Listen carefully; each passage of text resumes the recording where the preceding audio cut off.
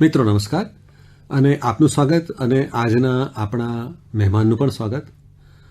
આપણી સાથે ફરી એકવાર છે સ્વાતિ બારોટ સિલ્હર. સ્વાતિ, આપને નમસ્કાર. નમસ્કાર સર. મિત્રો, સ્વાતિની કલમથી આપણે બધા પરિચિત છીએ જ. તેઓ ઘણીવાર કાવ્ય લઈને પણ આપણી સાથે આવે છે અને ઘણીવાર સરસ મજાની વાર્તા લઈને પણ આપણી પાસે આવે છે. આજે એમની પાસે સરસ મજાની વાર્તા છે. સ્વાતિ, દરેક વાર્તા હોય, દરેક વાર્તાનો ક્યાંક ને ક્યાંક સંબંધ આપણા જીવન સાથે હોય છે. વાત સાચી? સાચી વાત. અને આજની વાર્તા છે તો એનો આપણી સાથે, આપણા જીવન સાથેનો શું સંબંધ છે?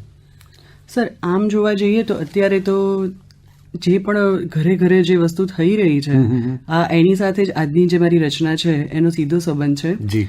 કે બે પેઢી એક સાથે રહી નથી શકતી. એવું નથી કે બંનેમાંથી કોઈ ખોટું છે, બંને પોતપોતાની રીતે સાચા છે, પણ એ પોતાનું સત્ય છે ને એ એકબીજા સાથે સમન્વય કરીને નથી રહી શકતા. બરોબર. તો અને મેં એવું સાંભળ્યું હતું, એક રિટાયર્ડ માણસ, એમણે એક બહુ જ સરસ વાત કરેલી કે રિટાયરમેન્ટ પછીની જે એજ હોય છે ને એ રિટાયર્ડની નથી, રીવાયર્ડની છે. અને ત્યાંથી પ્રેરણા લઈને આજની રચના કરી છે. હા, એટલે આમ જોઈએ તો આ વાત કાલ્પનિક છે, પણ છતાં પણ આપણા બધાના જીવનને સ્પર્શતી વાત છે. અને ક્યાંક મારા તમારા આજુબાજુના જીવનમાં આવી વાતો આપણને સંભળાતી, જોવાતી મળે છે. એમાંની એક વાત છે. બિલકુલ સર. બહુ જ બધા ઉદાહરણો આપણે આપણી આસપાસ આના જોઈ શકીએ છીએ. અને આપણે કોઈ સંદેશ આપવાનું પસંદ નથી કરતા, પણ દરેક વાતમાંથી જાણે અજાણે પણ કોઈ વાત લોકોના હૃદય સુધી પહોંચતી હોય છે. તો આજની વાતનું શીર્ષક પહેલા કહેશો? આજની રચનાનું શીર્ષક છે જિંદગી તો હવે શરૂ થઈ છે. તો આપ શ્રોતા મિત્રો સાથે આપની વાત હવે પહોંચાડો. આજની રચના જિંદગી તો હવે શરૂ થઈ છે. ડિયર સન બેહાગ, હું તારી મમ્મી. ઓળખાણ એટલા માટે કે અક્ષર વાંચીને નહીં ઓળખી શકાય. ક્યાંથી ઓળખાય તે ક્યારેય એ જોયા જ નથી. અત્યાર સુધી મને એવો વિચાર પણ ક્યાં આવ્યો કંઈ લખવાનો, અને સમયે કદાચ મને ફુરસદ પણ નહોતી આપી. આ પત્ર વાંચીને ઘણા પ્રશ્ન થતા હશે તારા મનમાં. જાણું છું હું કે આપણે એક જ ઘરમાં રહીએ છીએ, પણ પત્ર દ્વારા તને થોડી વાતો કરવી છે જે કદાચ હું મોઢામોઢ ના કરી શકું. આજ સુધી ક્યારેય કોઈને કંઈ કહેવાની આદત નથી ને, કદાચ એટલે જ. દીકરા, અમને વર્ષોથી વહેલા ઉઠી જવાની આદત છે, અને આટલે વર્ષે એ હવે થોડી બદલાય. હું સવારે ઉઠીને ચા પાણી કરું તો સીમા વહુની ઊંઘ બગડે છે. હું ધીરે ધીરે કામ કરું, પણ એનું કહેવું છે કે હું સવારમાં જ ખટખટ શરૂ કરી દઉં છું. સવારે તારા પપ્પા છાપું વાંચે તો તું કહે છે કે તમે શું સવારમાં લઈને બેસી જાઓ છો, મને આપો, મારે ઓફિસ જવાનું હોય. તમે તો આખો દિવસ ઘરમાં જ છો ને. અને તારી વાત પણ સાચી છે. સાંજે તમે લોકો ગ્રીન ટી પીવો, પણ મને અને તારા પપ્પાને ના ફાવે, એટલે અમારે તો કડક ઉકાળેલી ચા જ જોઈએ. વળી આ ઉંમરે અમને ઊંઘની તકલીફ પણ રહે. બપોરે ટીવી જોઈએ કે રેડિયો સાંભળીએ તો પાછો સીમાનો સૂવાનો સમય હોય. રાત્રે તમારે બંનેએ પણ એકલા સમય વિતાવવો હોય એ બરાબર, પણ અમે પણ કેટલો સમય અમારા રૂમમાં પુરાઈને કે ઘરની બહાર રહી શકીએ. ગયા મહિને આપણે તારા પપ્પા ફ્રેન્ડ વિનોદભાઈની ષષ્ઠી પૂર્તિમાં ગયેલા, યાદ છે તને? ત્યારે અમે બંનેએ થોડો ડાન્સ પણ કર્યો અને તમને નહોતું ગમ્યું. તમે કહેલું, આ શું માંડ્યું છે? આ ઉંમરે ડાન્સ કરતા તમે કેવા વિચિત્ર લાગતા હતા બે. તારા પપ્પાએ હમણાં દાર્જિલિંગ ફરવા જવાનું કહ્યું. ત્યારે સીમાએ કહ્યું, શું તમે લોકો પણ હરિદ્વાર જવાની ઉંમરે દાર્જિલિંગનું વિચારો છો? તારા પપ્પા રિટાયર્ડ થયા એટલે અમે સવારે સાથે ચાલવા જવાનું શરૂ કર્યું. ગયા અઠવાડિયે સવારે અમારા ઘરે આવતાની સાથે જ તે અમને કડક શબ્દોમાં કહેલું કે આ ટ્રેક અને ટી શર્ટ પહેરીને તું બહાર જાય છે તે કેટલી વરવી લાગે છે. ઉંમર તો જુઓ, તમારું નહીં તો અમારું તો જુઓ. લોકો છૂએ છે તો શરમ આવે છે મને. ગઈકાલે સાંજે તું ઓફિસથી આવ્યો ત્યારે હું અને તારા પપ્પા હિંચકે બેઠા હતા અને સાથે રેડિયો પણ ચાલતો હતો. તારા પપ્પાનું ફેવરિટ ગીત આવ્યું તો સાથે સાથે અમે બંને ગાઈ રહેલા. ત્યારે સીમા વહુએ તને કહ્યું કે જોયું તમારા મા બાપને કેવા બાલ્કનીમાં બેસીને રોમેન્ટિક થઈ રહ્યા છે. હા હા, એ એણે તને ધીરેથી જ કહેલું, પણ અમે બંનેએ એ સાંભળ્યું. સાચું કહું દીકરા, મને તો પહેલેથી આ બધાની આદત છે, પણ આવું બધું સાંભળી તારા પપ્પાને ખૂબ દુઃખ થાય છે. એ ખૂબ સ્વમાની માણસ છે, અને આમ જોઈએ તો સીધી કે આડકતરી રીતે આ અપમાન જ કહેવાય ને. હા, એ ભલે ક્યારેય કંઈ કહેતા નથી, પણ એમના હસતા ચહેરા પાછળ છુપાયેલા દુઃખને પણ હું સારી રીતે ઓળખી શકું છું.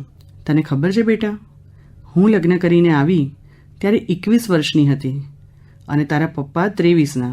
અરે હું પણ શું, તને ક્યાંથી ખબર હોય, તું તો ત્યારે હતો પણ નહીં. આ તો 35 વર્ષ પહેલાંની વાત થઈ. અમારે તો દિયર, જેઠ, સાસુ, સસરા, નણંદ બધાથી હરોભરો પરિવાર હતો. બધા ખૂબ જ સંપીને સુખેથી રહેતા. મને અને તારા પપ્પાને રાત સિવાય ક્યારેય સાથે બોલવાનો પણ સમય ના મળતો. પછી ધીરે ધીરે દરેકના લગ્ન થવા લાગ્યા, એમ બધા પોતપોતાની રીતે સેટ થઈ ગયા.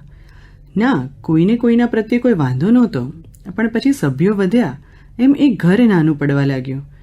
પછી તારો જન્મ થયો અને પપ્પાએ આ ઘર લીધો અને આપણે અહીંયા રહેવા આવ્યા. તું તારા પપ્પાને ખૂબ વહાલો હતો અને હજી પણ છે. તારા પપ્પાએ મને પહેલેથી જ કહેલો કે આપણને જે તકલીફો પડી છે એ આપણે આપણા દીકરાને ક્યારેય નહીં પડવા દઈએ. એની માટે ભલે મારે વધારે મહેનત કરવી પડે. તારો પ્રેમ બીજા બાળક સાથે વહેંચાય નહીં અને તને સારામાં સારો ઉછેર તેમજ સવલતો આપી શકીએ એવું વિચારી અમે ક્યારેય બીજા બાળક માટે વિચાર્યું જ નહીં. તને કદાચ જાણ નહીં હોય, પણ આટલી મોટી દુનિયા વચ્ચે દરેક સ્ત્રી પોતાના પતિ અને બાળકો અને ઘરમાં પોતાની એક નાનકડી દુનિયા વસાવતી હોય છે. એની માટે વિશ્વની વ્યાખ્યા એટલે એનો પરિવાર. એમ મારી દુનિયા પણ મારા પરિવારમાં સમાઈ ગઈ. સમયની જતાં ક્યાં વાર લાગે છે. જોત જોતામાં તો મોટો થવા લાગ્યો. તારા પપ્પાને હંમેશા થતું કે સવારનો ચા નાસ્તો હું એમની સાથે બેસીને કરું, પણ સવારમાં તારા પપ્પાનું ટિફિન તૈયાર કરવાનો, તને સ્કૂલ માટે તૈયાર કરવાનો અને બીજા કામોએ મને ક્યારેય એ ફુરસદ ના આપી. જેમ જેમ તું મોટો થવા લાગ્યો, તારા સ્કૂલ, ટ્યુશન અને બીજા ક્લાસીસ મુજબ અમારું શેડ્યુલ સેટ થવા લાગ્યું. દિવસે ને દિવસે વધતી જતી મોંઘવારીની સાથે સાથે ખર્ચાઓ પણ વધવા લાગ્યા. ઘર ચલાવવાનો, ઘરની લોનનો હફતો, તને ભણાવવાનો, તારી જરૂરિયાતોનો. એ વખતે પગાર પણ બહુ નાનો હતો. સાથે દાદા દાદીને મહિને ચોક્કસ રકમ મોકલવાની. પરિવારમાં કોઈને તકલીફ ના પડે એટલે તારા પપ્પાએ ઓફિસથી ઘરે આવી સાંજે બીજી કંપનીના અકાઉન્ટ લખવાનું શરૂ કરેલું. પૈસાની અછતને પહોંચી વળવા શક્ય એટલી કરકસર કરવી પડતી. મને અને તારા પપ્પાને ફરવાનો પણ બહુ શોખ. એ જેવું કોઈ પ્રવાસ વર્ણન વાંચે કે તરત મને કહેવા લાગતા, આપણે અહીંયા ફરવા જઈશું, ત્યાં ફરવા જઈશું. પણ ક્યારેક સામાજિક કારણોસર તો ક્યારેક પૈસાની અગવડના કારણે શોખ કલ્પનામાં જ રહી ગયા. ઈચ્છાઓ બધી મનમાં જ રહી ગઈ. તને અને પરિવારને સાચવવામાં, જવાબદારીઓ નિભાવવામાં ક્યારેક લાગે છે કે જિંદગી માત્ર પસાર થઈ ગઈ, એને જીવવાની તો બાકી જ રહી ગઈ. સંગાથ અને નવરાશની પડો શું હોય એનો અનુભવ તો ક્યારેય માણ્યો જ નહીં.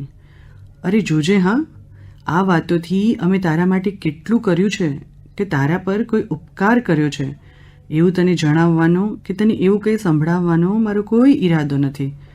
અરે આ બધું તો અમારી ફરજ હતી. એક દીકરો પોતાના પરિવાર માટે અને એક માતા પિતા પોતાના સંતાન માટે જે કરે એ જ અમે કર્યું છે.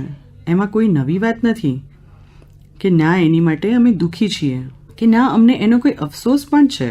અમને તો એ વાતનો ગર્વ છે કે અમારી ફરજો પૂરી કરવામાં અમે સફળ રહ્યા. હવે તારા પપ્પા રિટાયર્ડ થઈ ગયા છે અને હવે હું પણ મારી જવાબદારીઓમાંથી થોડી મુક્ત થઈશું. અત્યાર સુધી હું મારા કામોના કારણે અને તારા પપ્પા એમના નોકરીના કારણે એકબીજાને પૂરતો સમય જ નથી આપી શક્યા. કેટલીય ઈચ્છાઓ મનમાંથી બહાર ડોક્યા કરી રહી છે પૂરી થવા. આંખની કીકી પાછળ દટાયેલા કેટલાય સપના અને મોજશોખ સમયની ધૂળ ખંખેરીને ધીરે ધીરે બેઠા થઈ રહ્યા છે. વર્ષો વીતી ગયા પણ ઘણી ક્ષણો હજી બાકી રહી ગઈ છે જીવવાની. નવરાશની પળો અમારી રાહ જોઈ રહી છે. ટૂંકમાં હું તને કહેવા માંગુ છું કે તારા માટેની અમારી દરેક જવાબદારી હવે પૂરી થઈ ગઈ છે. હવે તું પગભર થઈ ગયો છે. તારો પોતાનો પણ એક પરિવાર છે. તમે તમારી રીતે સાચા છો. દરેકને પોતાની એક સ્પેસ જોઈએ. અમે તમને તમારા જીવનમાં ક્યાંય નડવા નથી માંગતા. તમે અમારા સંતાનો છો, અમને ખૂબ વહાલા છો અને અમારા લીધે તમને કોઈ તકલીફ પડે એ પણ અમને નહીં ગમે. એટલે મેં નિર્ણય લીધો છે કે હવે તમે વહેલામાં વહેલી તકે આ ઘર છોડી તમારું પોતાનું ઘર વસાવો. તમે તમારી સ્વતંત્ર જિંદગી જીવી શકો અને અમે પણ. હા, આમાં તમને ઘરેથી દૂર કરવા કે ઘરેથી કાઢી મૂકવા જેવી કોઈ વાત જ નથી. તમે ઈચ્છો ત્યારે અહીં આવી શકો છો, રહી શકો છો. ક્યારેક અમે પણ ત્યાં આવીશું. રોજ સાથે રહીને દૂર રહેવું, એકબીજાને દુઃખ પહોંચાડવું, એના કરતાં દૂર રહીને સાથે રહેવું અમને વધુ ગમશે. પત્ર વાંચ્યા બાદ આ બાબતે મારી સાથે કોઈ પણ વાતચીત કરવાની જરૂર નથી, કારણ કે આ મારો આખરી નિર્ણય છે. અમારી જિંદગીને હવે અમે અમારી રીતે, અમારા સમયે, અમારી ઈચ્છા મુજબ જીવવા માંગીએ છીએ. હવેનું જીવન અમે બીજા કોઈ માટે નહીં, માત્ર એકબીજા માટે જીવવા માંગીએ છીએ. સાચું કહું તો હવે સમજાય છે. આજ સુધી જીવ્યા એ તો માત્ર જવાબદારી અને ફરજો હતી. ખરેખર જિંદગી તો હવે શરૂ થઈ છે. લેખિતન, જેના જીવનમાં જિંદગીની શરૂઆત થઈ છે એવા બે જીવ.